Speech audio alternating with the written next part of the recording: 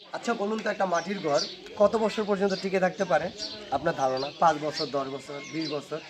না, একটা মাটির ঘর তৈরি করার পর এই মাটির ঘরগুলো 100 বছরের অধিক টিকে থাকে।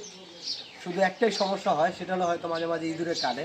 কিন্তু একটা মাটির ঘর প্রায় তথ্য অনুযায়ী 100 বছর প্লাস কাটে, এবং এটা কোনো ব্যাপার না। এবং দেখেন মাটির ঘরগুলো কীভাবে তৈরি করা হয়।